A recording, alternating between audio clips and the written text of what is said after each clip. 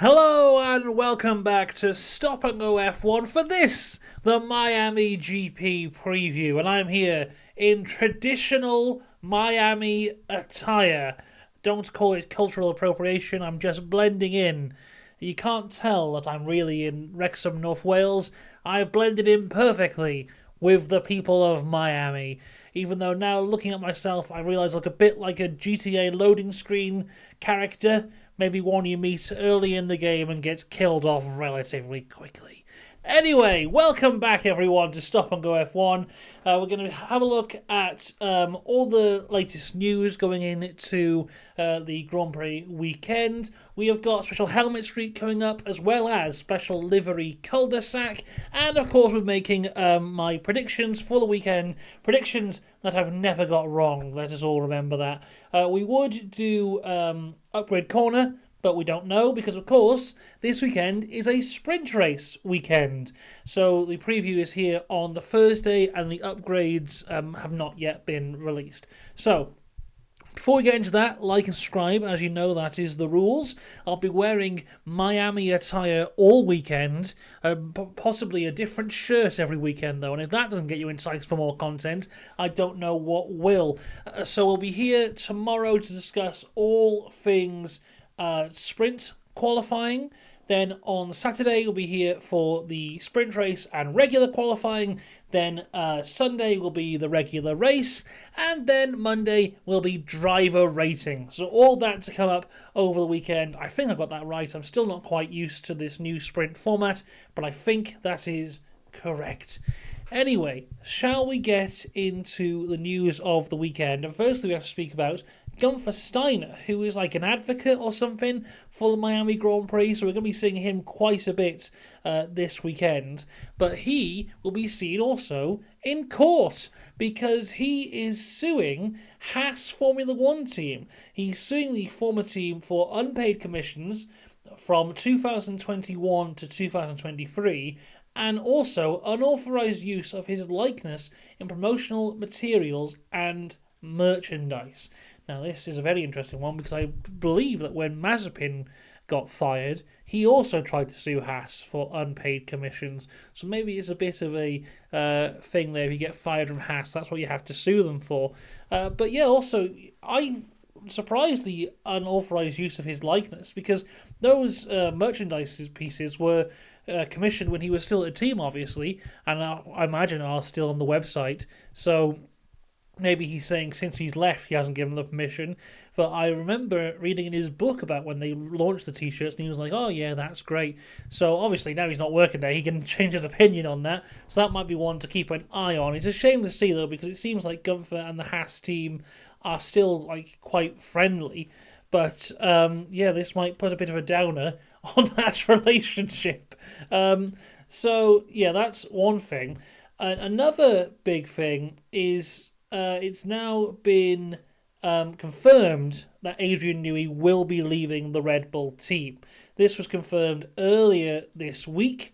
It's from what it seemed, the reason I didn't make a video on it on the day is because I don't think much had changed from when I made the video of the rumour like the week previous. So I didn't want to make a brand new video on that. The big thing is, yes, he is leaving, and he will be leaving in the first quarter of 2025. And when he leaves in the first quarter of 2025, he will have no gardening leave. So he'll be able to join a team straight away if that's what he wants to do. This was confirmed by The Athletic.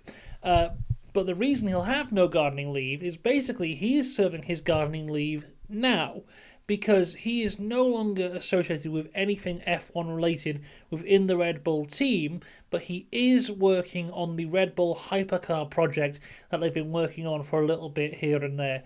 So, yeah, he's fully focused on that, and I believe his gardening leave starts now because he's not working on anything F1 related. So that is an interesting one from the story of Adrian Newey there that came out earlier this week. Where he's going to go, nobody quite knows. He could just retire. I think the main thing that, looking at what the majority of people want him to do, it seems like everyone wants him to go to Ferrari, but Aston is also an option for him. there as well. So that's an interesting one to see in the future, and I'm sure it'll be one that we hear from relatively soon. Another story from this week, which I have foolishly forgotten to copy and paste into my script notes here, revolves around Andretti yet again, and how there's been 12 members of US Congress who have written letters to Formula One management to say that Andretti should be in Formula One, how it possibly could be violating the law. Now, I'm not too familiar with this story, if I'm perfectly honest with you. But yeah, so I'm reading this from ABC News. So it says, in a letter to the Liberty president and CEO Greg Maffei, who I've never heard of in my entire life, the 12 US representatives said that they have concerns with the apparent anti-competitive actions that could prevent two American companies, Andretti Global and General Motors, from producing and competing in Formula One. So the letter goes on to accuse the FOM of possibly violating American antitrust laws, saying that it is unfair and wrong to attempt to block American companies from joining Formula One. So this is a very interesting one here that, people as high up as the US Congress are getting involved in this one. We did talk about a few weeks ago how Andretti also wants to join Formula 1 and Formula 2 in order to help US talents make their way up through formulas to get into Formula 1. And I have seen today that could have possibly also been rejected. So it really is not great at the minute for Andretti. They are getting rejected left, right and centre just by basically everyone. And it is starting to feel a little bit like F1 just kind of has a vendetta against them and doesn't want them to join for whatever reason. The rumour being that Stefano Domenicali does not like it that Andretti could have potentially got a bit behind his back in order to get approval from other F1 teams, and that's where this whole thing stems from. But yeah, I mean, this is nowhere near the end of this story, just because they're still going ahead in that factory they've got. They're still acting as if they are going to be on the F1 grid. I think it was last week they launched a load of jobs for that Silverstone base on Indeed, which is a job website here in the UK. I don't know, it might be in the US as well. I don't know, but yeah. So they're still going full speed ahead to be on the grid next year. Let's see how that one plays out. I could add another layer to this silly season we're currently going through. But now it is time for Special Helmet Street. But before we get there, it's time to go to Special Livery Cul-de-sac. We don't go here very often, but when we do, it's always a lovely time. Now, let's talk about Ferrari. Oh dear. So Ferrari have been kind of teasing this special livery for a little bit about how they're going to be blue to pay tribute to their American racing history, and also, the pit crew used to wear blue and blah blah blah. I've got some blue on this shirt. My jeans are blue. The sky is blue. No, it's not. That's a trick of the light. The sea is blue.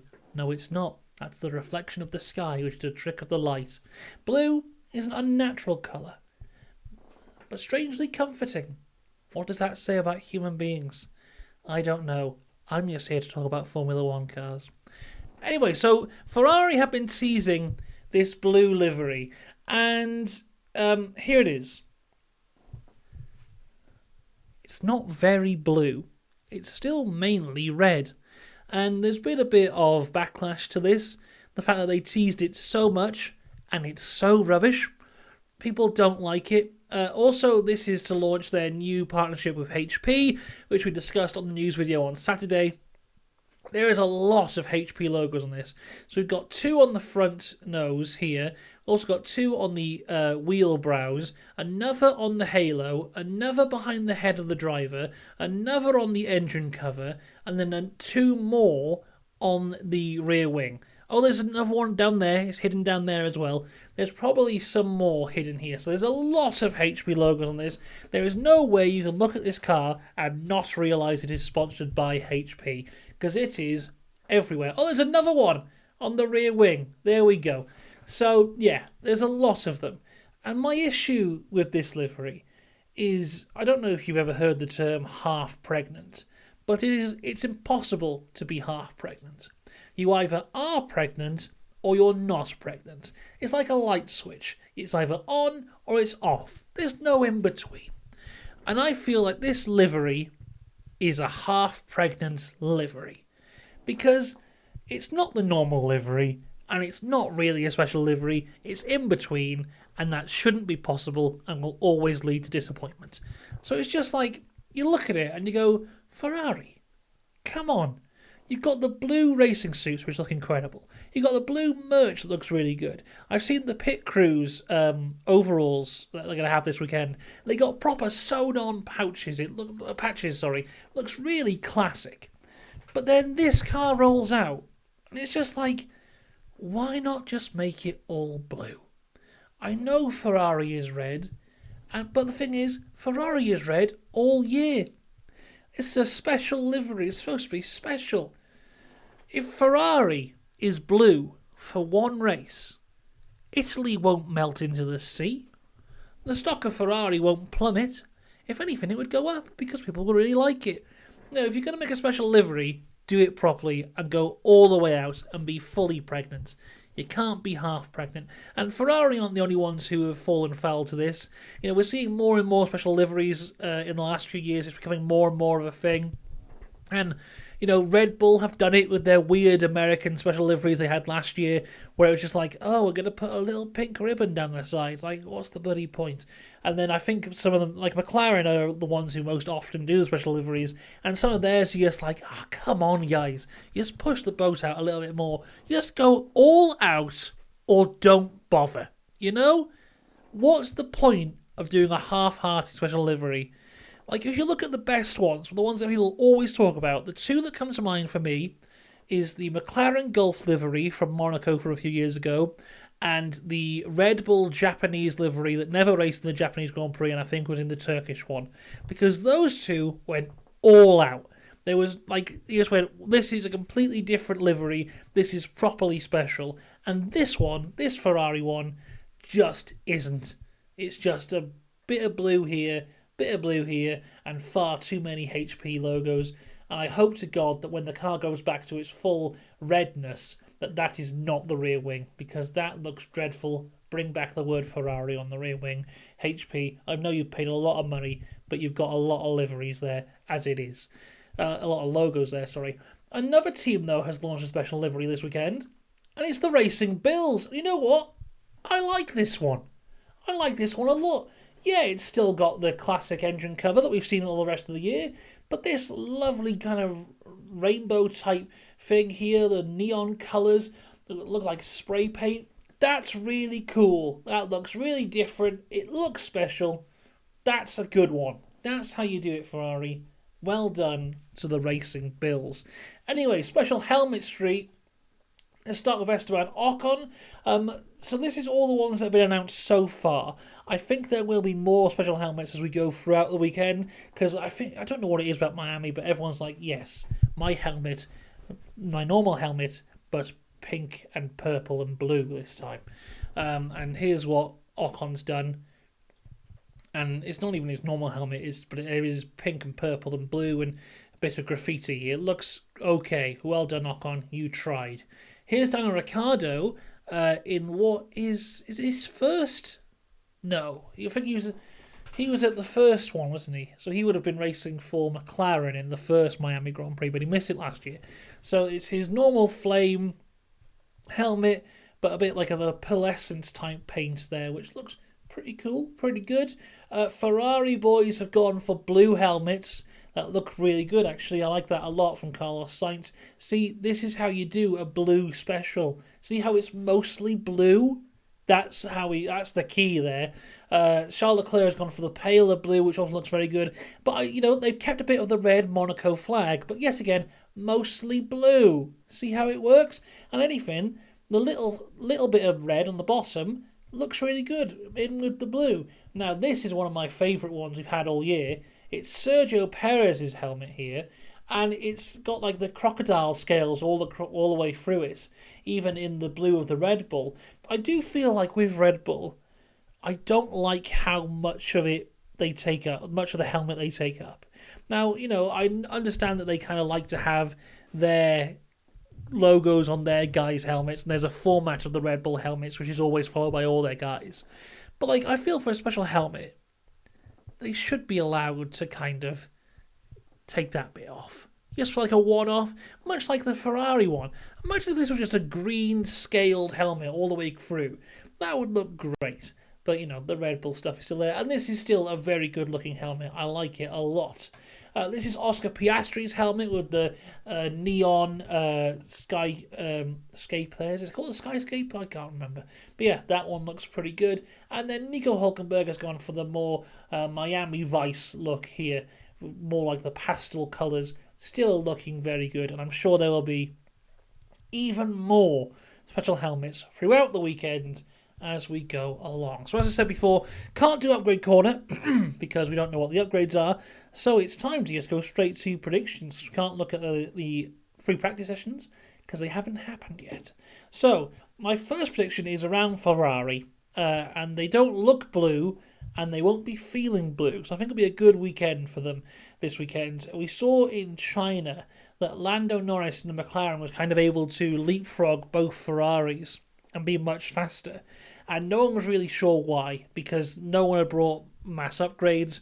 McLaren were expecting to be fast, Ferrari were expecting to be faster, but yeah, Lando was ahead of the Ferraris. I think this weekend it'll go back to our usual programming.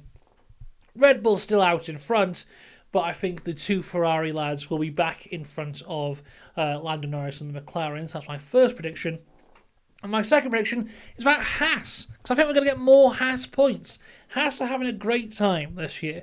I think they've scored points more times this year already than they scored last year. I think that's a thing already. So Haas having a great time. Considering they came into the year going, we will be at the back by a mile, they're having a wonderful time. And I think that will continue into the Miami Grand Prix as well. They look like they're set up quite well. I remember Kevin Magnussen having an incredible weekend here this time last year. I think he was my driver of the weekend for the Miami GP last year. So Haas points coming up as well. That's one to watch. Oh, I forgot to say as well, F1 Academy is back this weekend. So I'll be doing some coverage on that as well. And there you go, that is the preview, all said and done. As I said, we'll be here all weekend covering all things F1 and F1 Academy, so make sure you check out all that as it comes out on the channel. Subscribe to make sure you don't miss it. Bell icon, if that's what you're on, if that's what you're about. Oh, something else I forgot to mention is that AI race thing happened last weekend. I have made a video on that, and that'll be out next Friday. So that's another thing for you to look out for as well. So all of that and more to come this weekend. Let me know your own predictions for the Miami GP. And until tomorrow, which is my birthday, by the way. So, you know, you've got to be nice to me. I'll see you next time. See you then. Goodbye.